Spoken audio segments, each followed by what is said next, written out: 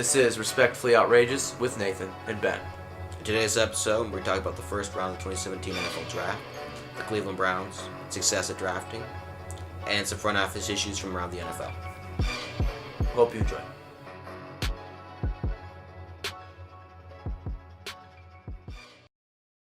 Our first topic today is the first round of the 2017 NFL Draft.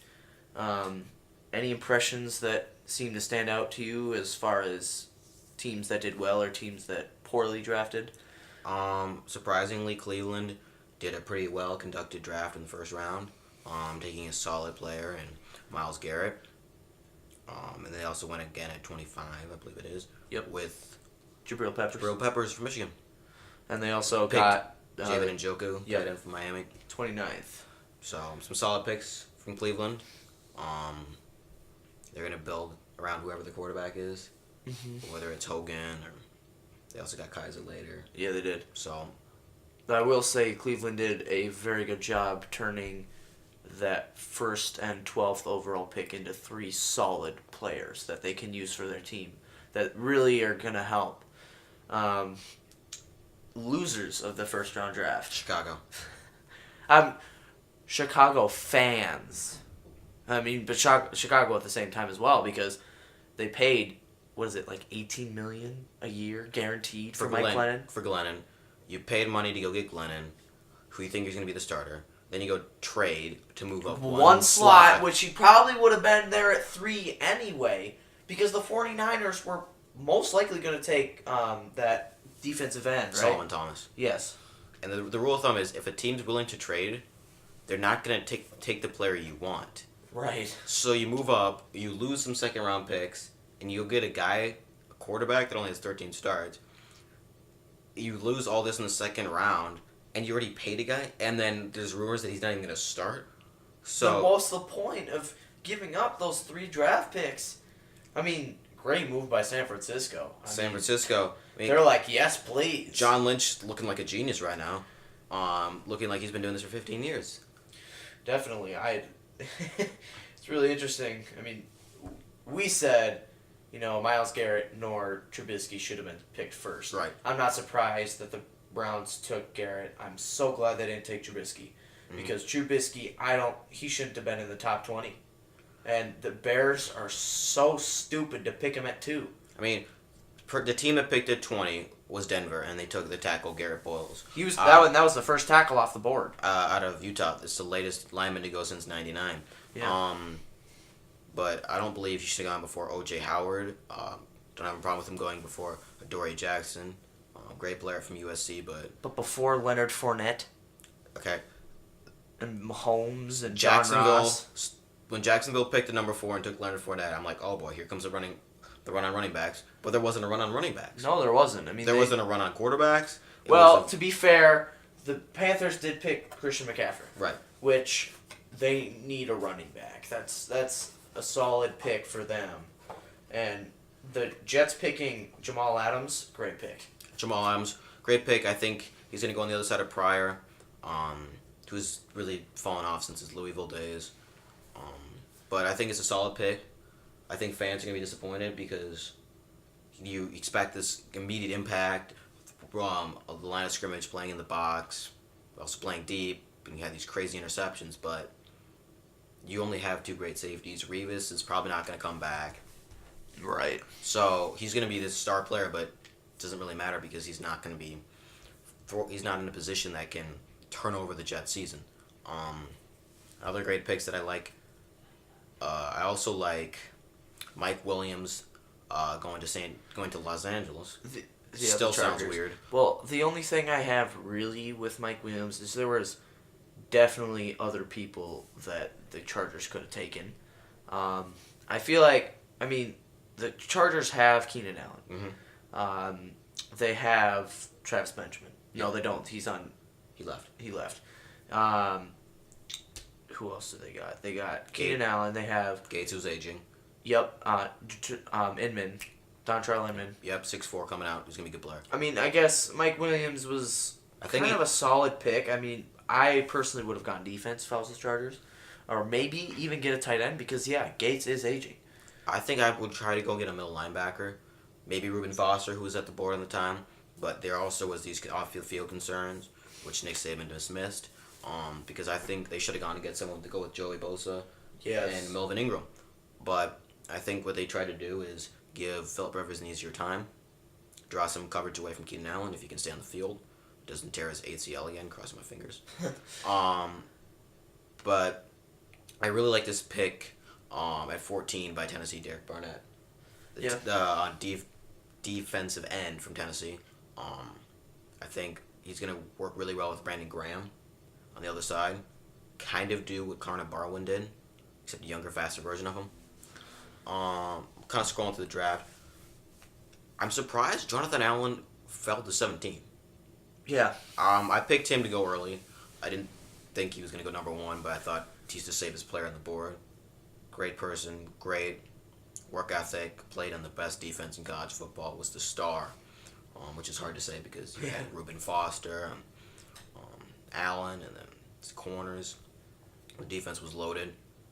But I also really like O.J. Howard going to Tampa Bay. That's a great pick. Start James Winston for fantasy. That's all I have to say right now because he's got Deshaun Jackson, Evans, O.J. Howard. They got another receiver. And they still have Cameron Brate. Still a break. Like, what else? It's starting to look like. And Doug Martin is coming back from whatever off these field issues. Yeah, but which is good. I'm really happy that Doug Martin's coming back from that because I feel like he's a solid running back. And it was smart for Tampa Bay not to draft another running back because Doug Martin can be their workhorse. You don't think they shouldn't have gone ahead early and tried to beat out Minnesota and taken Dalvin Cook in the second round? Well, I don't know. What I'm saying is I'm in the first round. Right. They made a good pick with the tight end. Right. They shouldn't have reached for a running back. Right. Because at that point, Leonard Fournette was gone. He was gone at 4. Christian McCaffrey was gone. It's just, overall, it was a good choice for Tampa Bay. Mm-hmm. I like this pick, Evan Ingram going to the New York Jets. I mean, you mean the Giants? Yeah, the Giants. Same building. He's going to play in the same field. He's just going to be wearing blue. He's going to be winning games. That's the difference. Yeah, exactly. I think it's actually going to help because Giants are actually going to have a tight end for the first time in a long time that Eli Manning can rely on. Right, a solid receiving tight end. You've got Larry Donnell, but, Will Tye? Yeah. Is he still there? Yeah. I think the Giants should have taken a running back if there was one there, but there wasn't one on the board that you went, that's a really smart pick, or you really... For first round value, right. Cause, right. The next Dalvin Cook was one of the next running backs taken in the second round, right? I think he was taken right away by Minnesota, I believe. Right. And then I'm looking at the steal by San Francisco taking Reuben Foster at 31. Mm-hmm. It's a really good pick, and that's kind of the linebacker run. Before was T.J. Watt going to Wisconsin. He went to Wisconsin. Going to Pittsburgh. Yep. That was a good pick for them. I think they needed some defensive help on that side. They could have taken anybody defensively. But I think he's going to help James Harrison, Shazier, and those boys up front in trying to get some pressure. New Orleans took a tackle. They basically need everyone on O-line except Teron Armstead. The Cowboys took Taco. Taco Charlton. Yeah, I think that was a safe pick for them. Because, Mm-hmm. you could have taken Reuben Foster, but the Dallas Cowboys have gone for people with issues before. Gregory. Yeah, and it hasn't really worked out well for them. If it's free agency, you pay Greg Hardy a certain amount of money. You spent the money, got some sacks, whatever. But if you draft him and he doesn't work out, then you wasted a pick. So I like the pick. I don't think it's flashy, but it's a position. No, but it was a solid. Solid pick. It wasn't flashy. It wasn't horrible. It was just what they needed. It's a position of need. I don't know if he's a true positional player because at Michigan he moved around a lot, right end, left end. So I don't know where they're going to line him up with David Irving, it's going to be interesting to see what they do with the pieces that they've acquired. And then I like this pick by Buffalo taking Tre'Davious White, corner, because Stephon Gilmore left. He's just going to kind of slide in. But Buffalo is bleeding defensively. believe in players and trying to put definitely. like band-aids on it. It's just not gonna help. Yeah. But Cleveland, I don't want to beat a dead horse, but what they make them picks when they made the good picks, they took Jabril Peppers, which is smart. I think 25 was a little high for him. Well, but at that point, they kind of needed to get to that 25th pick because then next you had the Falcons, the Bills, the Cowboys. Either any of those would have taken Jabril Peppers, probably, most likely. So I think the Browns, they reached a little bit, but at the same time, that's where they needed to get him. That was the lowest they could get him. Right. I don't think he was going to be there to start the second round for sure. He was going to be gone. I mean, but that's incredible. And I also want to point out the Texans trading up to number 12 to get Deshaun Watson, and that was a great move for Bill O'Brien and the Texans organization because Deshaun Watson, we thought, was the number one quarterback in the draft. Still do think he is. And I completely agree. And I'm glad he got picked at 12 by someone, and arguably he should have been picked 2 instead of Trubisky. Right. But I think it's going to benefit him better because he's going to indoors, which helps quarterbacks. And he has a solid team around him. I mean, he's got a great defense, and the Texans had kind of a mold, and all they needed was someone to go right in the middle, and boom. I think it also helps that he has an offensive-minded quarterback coach. Yes. Bill O'Brien, who worked with Tom Brady, which is going to help him a lot. But I also like Mahomes going to Kansas City.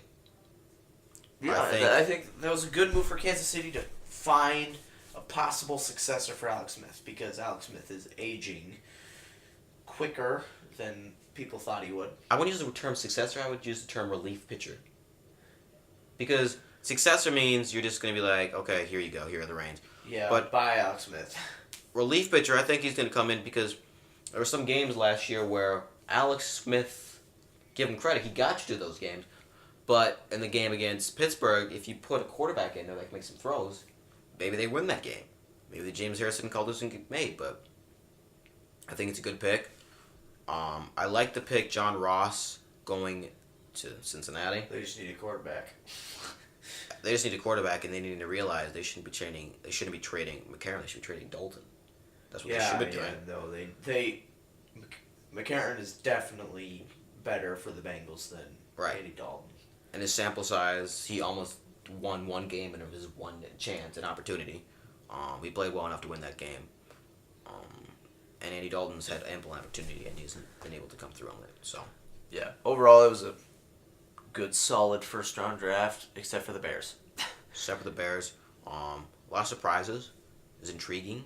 Yeah, it was fun to watch. I really enjoyed the draft moves because it's not that fun when it's just you pick. I like the trades. Mm-hmm. I'm surprised that Richard Sherman was not traded. I feel like Richard Sherman's kind of like the anchor to the ship. I mean, I feel like if there's this monumental shift of, well, if you give him all this, then he'll move like the Jimmy Graham scenario, but I don't believe he was really truly going to move. I think it was more smoke than there was actual fire there. But first time in a while, I actually went, wow, I'm actually entertained by the draft. Yeah, it was a good draft. And some great picks and some interesting picks. Order was pretty similar. Surprised people fell, people rose, but it was really interesting. It just showed that you can come up with all these mock drafts, you can predict all these things, and it doesn't matter. You can still be wrong. It does not matter whatsoever. No. Yeah. So Cleveland Browns have been the laughingstock of the National Football League for several years. As of lately, that will not continue. I was actually very surprised. Not very surprised, but surprised in a good way. And actually, I feel hopeful for the Cleveland Browns. For the fan base, I'd be like, this is a good first step, but we have been led in the wrong way before. Correct. If it is totally possible that all these picks can be a bust. Completely possible. But at the same time, they got 3 solid picks in the first round that can completely change their team. And not only that, they stockpiled more picks for next year. They have 2 first-rounders next year. And multiple second-rounders next year. At least 3. At least 3. And that's incredible. I mean, think of the ammunition they can use to get a good veteran player. Right. They could do that, or they could get a bunch of new guys next year. I think you want to go new team, new brand, rebranded. Yeah. I feel bad for Joe Thomas, but... old workhorse still there. But he's always been that consistent piece. I think it'd be awkward to see someone else line up at left tackle and he wouldn't be Joe Thomas. Right. So. Yeah, Cleveland really played that well. Texans traded a first rounder next year to trade up to 12, where the Clevelands were to get Deshaun Watson. Win-win situation for both teams. Right. Cleveland didn't want to reach on anybody. Right. Knew that they could get the guys they wanted later. Yep. And they still got another first-round pick. And at the same time, Houston gets Deshaun Watson. Right. And Cleveland actually did something right. I think the starting of doing something right was hiring Hugh Jackson. And then it continued when they were like, okay, we'll take Brock Osweiler because we can take the money in. We'll gain the picks, and then we're going to go into the draft. We're not going to go try to get a quarterback, really. We're going to get some defense. And we're going to go get David Njoku. And then going into the second round, we're going to go get other players. And the draft just kept going, getting better and better. It was like, they know what they're doing. Yeah, and it's kind of surprising to hear Cleveland to know what they're doing. I mean, that's weird. But, yeah, it's good. I'm glad that something positive has came out, especially for the fan base. Right. I mean, this fan base has been... they have been let down a lot. Especially when your most serious thing is, can LeBron James play tight end? Exactly. I mean, you've got the Cavaliers, right? You have the Cavaliers, you have the Indians, who lost to the Cubs, but... We know that story. We all know the story. But I want to talk about the quarterback situation in Cleveland, because it is kind of a mess. You have Osweiler, whether he showed up for voluntary practice. You have Kaiser they drafted, who they said has a chance to compete for be the starter. You also have Hogan. And Cody Kessler. It is interesting, but I'm glad it's good that Cleveland established 2 solid defensive players and a good tight end, because Cleveland doesn't have a lot of receiving threats. I mean, they have Corey Coleman. They have Corey Coleman, and honestly, I think they should They should get Josh Gordon back. I mean, he looks in shape. We saw him last year in the preseason. The deep bomb against Tampa, great throw by Robert Griffin III. Yeah. And he looked good. The only problem is, it's never been Josh Gordon looking good or on tape and playing. It's his off-field issues. It's the off-field issues. And for Cleveland, if he can come out and play, why the heck not? He's a great player, great receiver. He's going to help out wherever the quarterback is. The only problem is, he can't stay on the field. And I don't know if you want that in this new culture, because you want to establish a culture of winning and excellence. And, discipline, showing up. Because it leaves the wrong message when, Josh Gordon's getting paid millions of dollars and he's not on the field half the season. Sometimes the best ability is availability. Exactly. So, I don't know if going after him or trying to reacquire him is a good idea, or I think it might just be better just to move on for both parties and realize the door's not going to move for me forever, so I have to get my life together now. And I think for Cleveland, they have to realize, okay, we missed on him. Let's move on. We have some other weapons, and we'll be okay, because they got David Njoku, who can play a little bit of receiver. They still have Barnage, who's a true blocker, but no, they released Barnage. Interesting move, but I mean, Cleveland is in a good situation to do well, and that's no one said that in a long time, and it's kind of a good change, because if you think about it, in their division, the Bengals, right? They get John Ross. Cleveland's like, we gotta get someone to stop this guy. I think that's why they went after Peppers. Exactly, because the Bengals got John Ross, and then they got the tight end because Pittsburgh got a linebacker. Right. And the Ravens, I don't even. Did The they? Ravens got Tim Williams in the second round, the linebacker from Alabama, who's a great pass rusher. That should be an interesting match. And they got the Ravens got Humphrey, cornerback from Alabama, which Marlon Humphrey's a great player. and then they got again Njoku to help with that, and Cleveland played it so well. I don't want to jinx it, knock on wood, but like they're doing well. They're in the right direction. I hope that Hugh Jackson gets to stay longer. Right. Because he is a good coach. I don't think the problem has been coaching for Cleveland. I think the problem has been the impatient by the front office of Right. even if they start to do the right things, it's like Mike Petit was gone in like a year or 2 years. He was gone. You can't build a team and expect him to do something in 1 to 2 years. It takes time to build something with the players, acquaint yourself with the town and stuff like that, and then you can start winning. And you can't just expect someone to come in game one, week one, win, and then continue to win. It takes time for these things to establish. Right. And that's part of what Cleveland's problem is it went into their head. They're like, ooh, Johnny Manziel, the star, right? From Texas A&M. I mean, it went to their head. It's like, this guy, like everyone knows him. I think what they tried to do is they went for that one player that can change everything. That one Von Miller, or your one Tom Brady, the one player that everyone can look up to and go, I want his jersey. I want him on my team because no matter what I have at every one position of the 52 people on the team beside him, we can win games. I think they went to find that one player in the draft, that one superstar. Instead of drafting a team, they drafted that guy, and they missed over and over and over. Well, and this year, part of the issue is you don't know where that's going to come from. For instance, Dak Prescott, right, 4th round out of Mississippi State. You don't know that. And right. Tom Brady, 6th round. You don't know that. You can't expect that level of play from someone just from anyone. Right. Because you don't know where it's going to come from at all. I mean, Antonio Brown, 6th round pick, right? Right. Central Michigan. Le'Veon Bell, 2nd round pick, 3rd? Second round pick, I believe.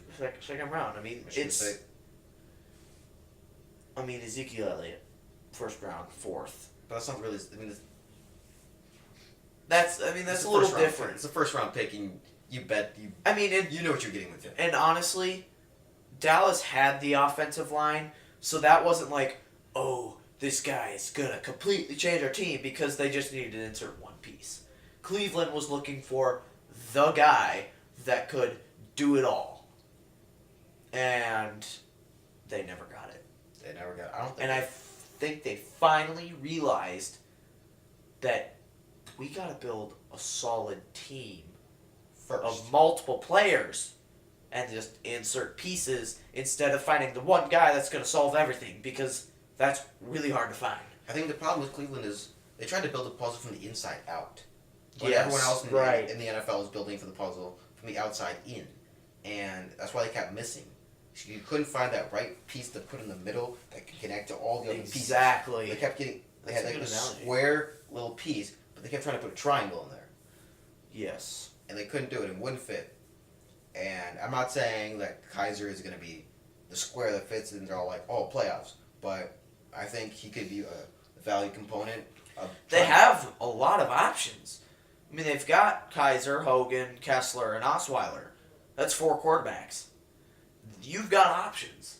And if you have your team set up and it's a good team and you try out all the quarterbacks and you figure out which one's the best, that's the way to go. Not, oh, Johnny Manziel, boom, put him in.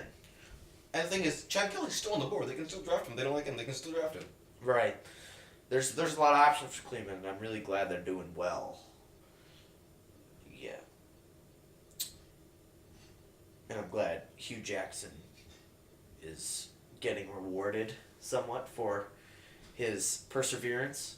Perseverance under fire for the first season. Oh my gosh. I think the addition of Greg Williams defensively will change that Browns defense. It's not going to be the laughing stock where teams like, oh, we're going to go in and have a huge fantasy day, bring Ben Roethlisberger, all these things.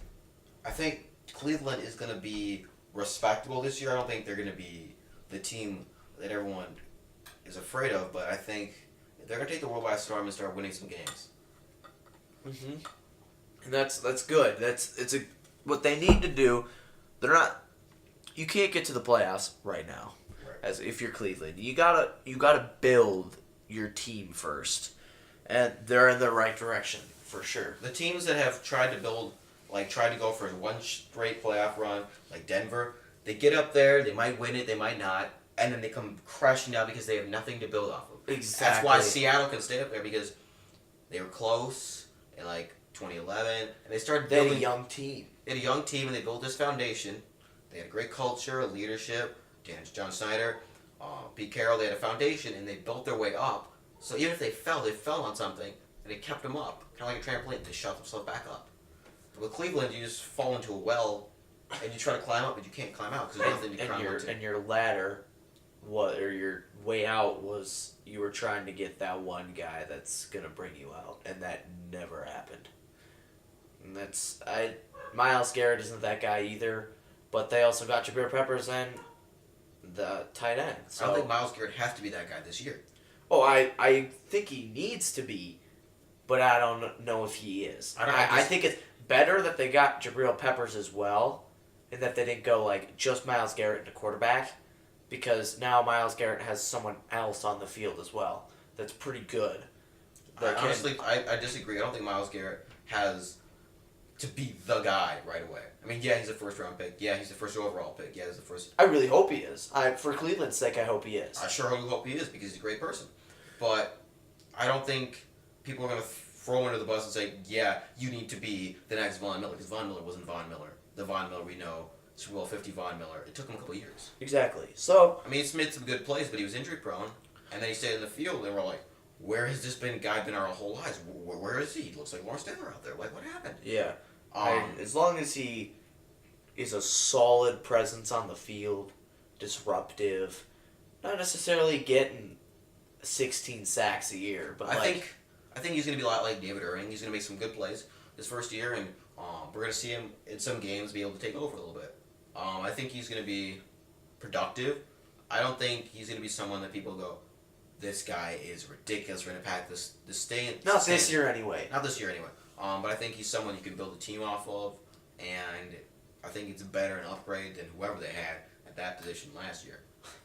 I don't even know who they had. Couldn't tell you. Yeah. Well, Cleveland is definitely heading in the right direction. It seems as if they're starting to come to their senses a little bit, instead of their heads high in the clouds looking for that one guy. And that's good for Cleveland. And I'm glad that they hopefully won't be the laughing stock. Instead, it'll be the Bears. The Bears. I don't even know if you can call them a bear, because bears are supposed to be these intimidating animals. I don't understand what's intimidating about Trubisky. Or Glennon. I mean, Jordan Howard's pretty good, but can you fit bench warmer on a jersey? Is there enough room to fit bench warmer on a jersey? Oh yeah, for sure. Yeah, you can, because you could just make the font smaller. Yeah, because you can do that down at Rogers, Cromartie. Yeah, you can fit it. Okay. Okay, we're good. Yeah, so I'm glad Cleveland is on the right track. It's refreshing. Maybe they might have a sellout game besides the games in the preseason. So, yeah, for Cleveland, I think it's a small step in the right direction compared to a giant step in the wrong direction. And I think that's refreshing for the fan base. For the NFL, I think it's a better product, because I think it's also going to help ratings, because I don't think people want to see, well, the Browns are on 16 every year. But I think it's like, ooh, they're up there. So I think it gives fans of other teams hope of, well, if they can turn it around, maybe we can turn it around. Right. So I think that's going to help ratings and other things. Yeah, it's definitely beneficial for the league as a whole. And that's good. I'm really glad that Cleveland is going this way. Right. So last week on the show, we talked about how Mitchell Trubisky is not a top 20 pick. Well, guess what? He got picked second by the Chicago Bears. But they already have Mike Glennon, and they moved up one spot to pick a quarterback that would have been there anyway at 3. The best part is, he won't start, and they lost a second round pick. But it doesn't make any sense to me. And what really bothers me is that John Fox was in the dark. You can't. This is a problem we see in the NFL of job security, where there's these leaks about who's going to start and what trades could possibly go down. But this is one of the bad ones. It's a first round pick. If it's a third round pick, that's still a big deal. I mean, it's a 6th round pick, okay, whatever. But this is a first round pick that you traded up to get. And I think your head coach, the guy that it might be calling plays, offensive or defensive or both, has to be in the know of who his signal caller is going to be, or who is going to be throwing the football and controlling the football at one of the most crucial points on the field, at quarterback. You want to know what's interesting? They traded up to get the 2nd overall pick, correct? Correct. Everyone was on the board except for Myles Garrett.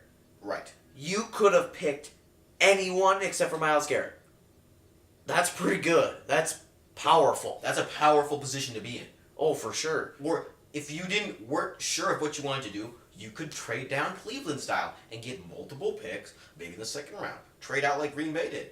Or not Green Bay didn't trade out, but like trade out of the 1st round. Right. And they get the first pick in the 2nd round. Get the first pick in the 2nd round, and then load up for later in the draft. You don't need to rush in and go get somebody early that your head coach doesn't know about. Well, yeah, because the problem is these front office issues. Like, we've been seeing this in Indianapolis, for example. I mean, it's a mess in Indianapolis. It's a sewer. Andrew Luck is a good quarterback. I would say that. I don't know if he's Hall of Fame caliber, but he's a good quarterback. But the rest of his team is awful. I'll say this right now. He can take hits like a Hall of Famer. Oh my gosh, yes. He's in the dirt like John Montana. And his perseverance and worth ethic is so good. Very good. But, again, the issue is with Chuck Pagano. I don't know if he's the guy. I don't think he is. And it's just the front office issues between the coach and the GMs and the owner. I think the owner needs to go. The GM needs to go. You can't fire an owner. Can you do that? No, you can't. It's a problem. That really should be in the NFL, because for franchises that have some good pieces, but the ownership is absolutely atrocious, it's pathetic. Because T.Y. Hilton's pretty decent. Andrew Luck is really good. They went and got a running back. They got some other pieces. And they got Lee Cooker. They got Lee Cooker, the safety. I think he's going to be a great player. Got a great stadium, got a great fan base. But you have no leadership. Exactly. And that's what they need, and that's what they don't have. And we've seen this with some other teams as well. Like San Francisco. San Francisco, which you could say maybe is kind of turning around, but I don't know. And also, I mean, look at the Bills, too. I mean, they had issues with head coaches. Right. Clashing with defense coordinators. I think it's a good idea that the Bills got a new head coach, wash the slate clean, keep the talent. That's why I think Sean McDermott, that's why I picked the Bills to do so well, is they had all this talent but was just caged up. And then with the leaks in San Francisco, John Lynch wanted to test if he could keep things in the dark, and there were leaks. And the leaks go all the way back, just basically up to Harbaugh. So the leaks and the inconsistency with the front office is not a new issue. It's been around. But it's a big issue, especially for the league. Because when the owners and the coaches, front office, don't get along, the fans aren't happy. Right. Because you've got, for example, Chicago, you've got the GM going, all right, we're going to trade up, get number 2, and get Mitchell Trubisky. And John Fox is saying, what are you doing? Why didn't you let me in on this? And the fans are going, what is going on? It literally looks like a plane is crashing, because you have flight attendants scrambling and all this stuff, and then the co-pilot doesn't know what's going on, the pilot's doing all this stuff. Everyone else seems to be talking a different language, because the owner might think this guy's a good guy, the GM might like this guy. John Fox might think, okay, we're going to take this people. And then John Fox is going to be like, okay, I'm getting ready for this person, I'm going to start planning for this person. Next thing you know, the second overall pick, the Cleveland Browns. The Chicago Bears, going to be the next Cleveland Browns in the NFL, select Mitch Trubisky. And now, John Fox basically knows as much as the fans. And when you know as much as the fans, you're about as powerful as the fans are. And the fans have no power. I mean, you can make noise, but that's much all you can do. That's all you can do. To be fair, the fans do have some power if they all band together. Right. But one individual fan does not have a lot of power. No, he does not. Especially in comparison to the owner, who's thinking, I love this guy, Mitch Trubisky. But, as like we said, if John Fox knew he had the second overall pick, what could have he done? I mean, let's just look at John Fox's options. Who is available at number 2? Everyone except for Myles Garrett. I mean, who else is a bet? Like, you could take... There was Malik Hooker. Malik Hooker's a good player. You got Jamal Adams, Leonard Fournette.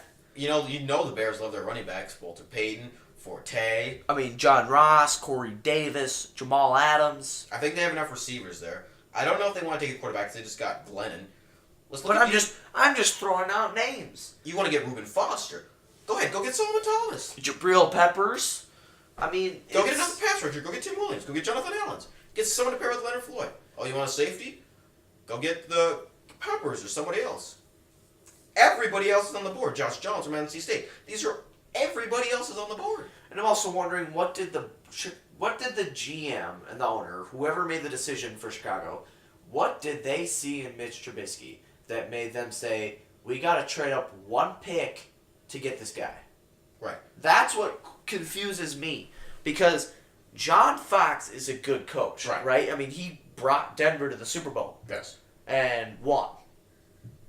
No, he didn't. No, they lost. No, they lost to Seattle. Kubiak was one. Kubiak won in 50, which was versus the Carolina Panthers. But you really had to bring that one up. Yeah, I did. Really had to bring that one up. I had to bring that one up. I think John Fox enjoyed watching the Broncos win that Super Bowl as much as I did, because he was in a Super Bowl with that team and couldn't get it done. He's also in Super Bowl 48, couldn't get it done. But I think John Fox is a good coach. He's been the guy, close but no cigar guy.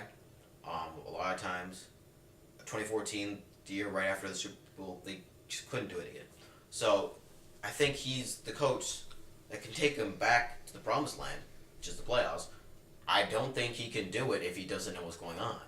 Well, and something to think about, if you're the owner, right? I mean, you own the team, and you're the GM, right? But who's really going to get the team to the playoffs?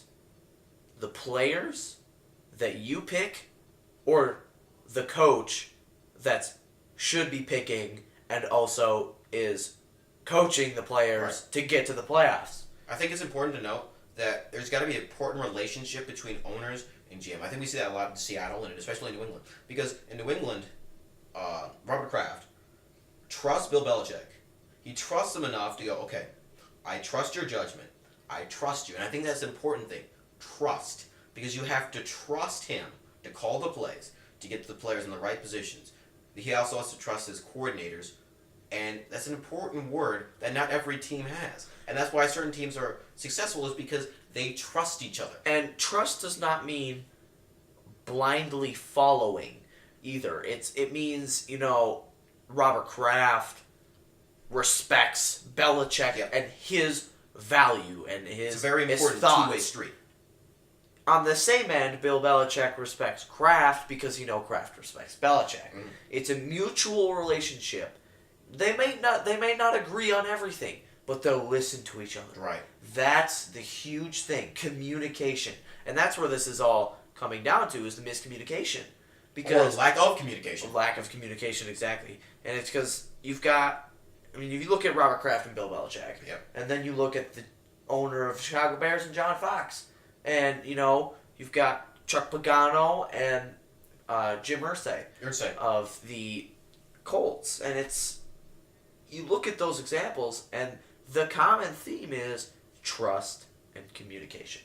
And lack of communication. Right. I'm saying lack of trust or lack of communication. I'm just saying trust and communication are the two keys that you need to run a front office.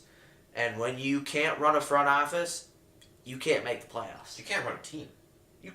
Look at the Colts. You've got Andrew Luck getting hit like 30 times a game because you can't converse and actually figure out what your team needs because the GM and the owner won't listen to the coach, and the coach is, well, then I'm not going to talk to the owner because he won't listen to me. I think the important thing is that we might be missing in this is the important 53 guys that are actually playing the game. The people that are actually on the field. Because if players feel like my coach and my owner won't listen, why do they care about me? If they won't listen to the owner or they won't listen to the coach and they keep arguing, why would they care what we do? And there's like this kind of disconnect between the players and the owners. I think that's an important angle that we have to look at because New England, look at Tom Brady's relationship with Robert Kraft. And Bill Belichick. I mean, look at those two. I'm not saying they go play golf together, but they know each other. They can have these intelligent conversations and do all these things. And it's not just the quarterback; it's the other people in the positions. But I don't see that in Chicago. I don't see these players being really close with the owners. I mean, I see it in Pittsburgh. We saw it with Dan Rooney, who was loved and will be missed. Yes. Because players were very close with him. Like you saw with Hines Ward, who was very, very close with the owner. I think that's very important because you have to have a good relationship, not just between the coach and the owner, but the coaches and the players, especially the players and the coaches. Because you want to play for the coach, but you also want to play for the owner. And if you can help each other out, then who's really paying you? The owner. Exactly. But your job security comes from the coach. Right. So there's really a lack of trust in those teams where there's issues because the players aren't trusting the owner because, well, if I'm not getting paid, why am I here? And the coach knows this guy's going to be good, but he's having a disagreement with the owner because the owner doesn't want to pay him to keep him on the team. I think it's also important that you have to look at it as coaches with job security because if they disagree with the owner, they can be fired. And if coaches are in a job security, they're going to do different things than their jobs are secure. Because Bill Belichick will do different things than someone with his job on the line. Because Bill Belichick knows he's going to stay there for a while. Yeah. Whether if you're coaching the Browns, you're on the hot seat. I mean, Hugh Jackson had a good draft, had a pretty good season. Even though he went 1-15, that's still a good season. He did some good things, and there were some positives. Yeah.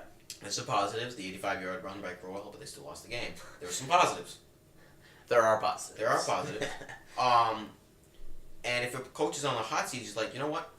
I'm going to draft a quarterback and use that as an excuse. Well, you got to give me time to develop. But if a coach is acting under pressure, he won't have time to develop this guy. No, he's going to act in self-preservation rather than actually helping the team win. I think that's an important angle we have to look at. Right, because, Bill Belichick, he knows his job is safe so he can focus on football. And winning. Not his job. I mean, like, the financial side of his job. And the fact that he might wake up tomorrow and be fired. Right. And you look at Hugh Jackson, he's gone through a lot. They won 1-15 last year. He's still there. And he still manages to coach the team without the fact that he could get fired at any moment, get into his coaching. And that's a huge part. Like, Chuck Pagano is having issues with the owner and the GM. And I think it's right, and that's bleeding into the game of football. I think you don't want that. I think it can be shown because Chuck Pagano, feels an urgency to win games. Because he feels like, okay, if I win a certain number of games, they're going to keep me. And he makes stupid mistakes. Like the snap play where they all did this. Against the Patriots? I don't even know what that is. What do you want to call that? Was it like a high-tech screen? Like, were they trying to get... I don't know. It was like the Michigan play where they all line up in a line, except they actually snap the ball, and the Michigan, they actually go back to the normal formation when they snap it. So I think plays like that show that his desperation to win games because he knows he has to get to a certain number of wins to secure his job.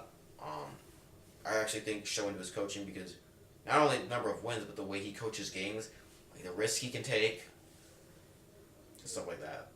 Right, because when your job is more secure, you can take more risks, and those risks can lead to playoffs and Super Bowls. When you're not sitting in the hot seat and you're not feeling the pressure, I think it also allows coaches to be coaching and use their brilliant football minds. Right, exactly. Great creative plays. Their mind is focused on football and football alone.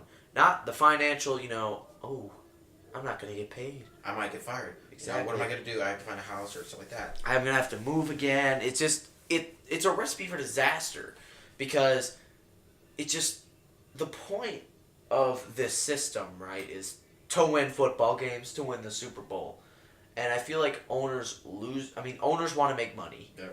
And they get that from going to the Super Bowl. But you can't make money and go to the Super Bowl when you can't trust the people below you running your team. If the owner really wants something, they could take on the team themselves. I mean, it's simple as that. They could coach the teams. They could, but then they realize, oh, this is hard, and they realize, oh, I actually need a coach, but they won't do that. Not every owner is Jerry Jones, who's got his little fingers over there, like. I'm not saying he's like the puppet master. I'm not saying that Jason Garrett's a puppet. I think he's more than that. But he can be shown like not every owner has to be, Jerry Jones involved with the trades and all this stuff, being very persuasive, hands-on about everything. But not every owner is laid back as Robert Kraft and just sit back. Okay, you do it. I trust you. Go win football games. And then he gets the paycheck and boom. I said my bet check. I will lift up the trophy. But I think you got to find a little bit more of a medium of being involved and trusting, because I think Jerry Jones trusts Jason Garrett enough to go, you know what? And be definitive. Right? I'm going to stay with him for a certain amount of time. If he can't get it done, he doesn't get it done. But you have to give them time. Right, and going back to the Bears, the owner did not give John Fox any time whatsoever. Boom! We're going to trade and get Trubisky. And John Fox is left looking like, why do we play? It looks like it goes on to him, right? John Fox, the coach, oh, he obviously traded. It's all his fault. It's like when you're just like serving on Thanksgiving. There's like, we have mashed potatoes left. Here you go. Bam! Plop. And you're like, I didn't even want that. I don't even know why we gave it. I'm full anyway. I'm full. I don't want more of this. I just had this. So, yeah, why are you pushing... It's almost like the Cleveland Brown thing we talked about earlier. They're looking for that one guy to change their team, and Mitch Trubisky is definitely not that guy whatsoever. It almost looks more like a military scenario than a football game, because you the dictator might believe a certain thing, and you ask your general, "Okay, I'm going to do that. I'm going to invade this country. Come up with a plan how to do it." But why'd you attack and expect a plan now? Give me time. Right. Give me something to do. I can't I'm good, but I'm not that good. Right.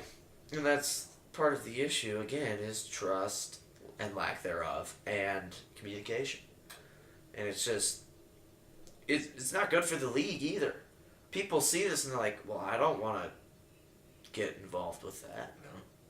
Players, they hear the issues in Indianapolis and they're going, I don't want to sign there. They don't want to sign in San Francisco either with Jed York, the owner of San Francisco 49ers that most people despise. 49ers fans especially despise him.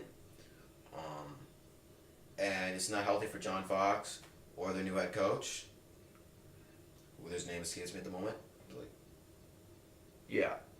Yeah, I can't remember exactly, but... I'm blanking on his name. Yeah, I know. But yeah, it's not... It really is disappointing for the fans, players, and coaches and owners, because if they don't agree, there's no way they can win football games. Which is the most important thing, win football games. And I think they lose sight of that. Because, for instance, the Bears owner is like, well, I like Mitch Trubisky. I want to win football games. Well, guess what? John Fox is sitting there like, we just paid this other guy, Mike Lennon, who gets $18 million guaranteed, and we trade 3 draft picks to get Mitch Trubisky, who's just going to sit on the bench. Right. John Fox is sitting there like, what are you doing? And the owner's saying, I'm trying to win football games. And John Fox says, no, you're not. I'm trying to win football games.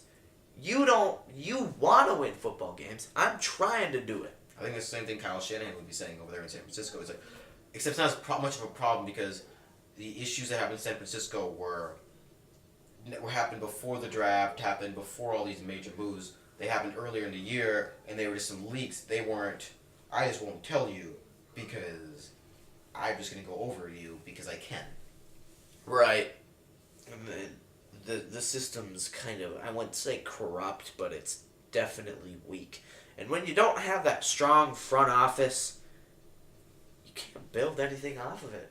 You can't build a house without a structure. You can't do it. I mean, you could, but it would not be good. And then when you get tested, It would fall. You get tested by a tornado like the Patriots, it will collapse. Exactly. And that's disappointing. Because there's a lot of talented players, like in Los Angeles with the Chargers, like Phillip Rivers, that could be in the playoffs and have multiple rings, but front office issues have cost them that. Yep. And it's the front office is a mess in some teams, but in other teams it's absolutely fantastic. Right. So it really does vary, and it's disappointing and sad almost to see that not everyone can just get along. Right. And you know, it is outrageous to hear that people are doing this and they're not listening to each other and they're doing it all for themselves. And it's, I mean, what can you do? As a fan, you can't do anything about it. As a fan, your strongest voice is not the voice in your mouth, it's the voice in your wallet. And there's nothing more than says, I won't put up with it, then I won't sit in the game. If you don't like it, don't go to games. Don't buy the merchandise. Don't do it. Mm-hmm. Stay home, watch it on TV. Because that tells the team you don't like them. You know what? Actually, don't even watch it on TV. Don't. Go. You just get a sports app and follow the score. Yep. Not the score of the app. You could. We're not endorsing it. But I'm just saying. I gotta be careful here. But anyway, there are different alternatives. There are different alternatives, and various, and it's definitely possible. And like you said, fans speaking their mind with their mouth ain't gonna do anything. Right. It's whether they have money. It's all about the money. It's all about moolah. That's what it's all about. Exactly. And that's why owners are like, well, I have all the power because I bought the team and I have the most money. Well, you can't do it by yourself. Right. That's why you're paying people to do it. If you could do it by yourself, you wouldn't be paying a coach this much money. Exactly. And I think people forget that this is a game, but it's also a business, which is about making money. Yes. So yeah. Thank you for listening to our podcast this week. It was an interesting week with the NFL draft, and we got some good topics out of it, and I'm glad it was interesting to watch the draft. Some teams are on the rise. Some teams are still consistent where they are. Others are crashing down. Crashing and burning. I think some should have made trades. I think some people settle too much. There's always going to be the busts, the stars, the Dak Prescotts of the draft, the diamonds in the rough, and they also live flat out bums. Mm-hmm. Yeah. And, again, I want to thank you for listening. We are now on Twitter and Instagram. Yep. We also, as you know, we have a YouTube channel. Please leave a like and subscribe. And thank you for listening to Respectfully Outrageous.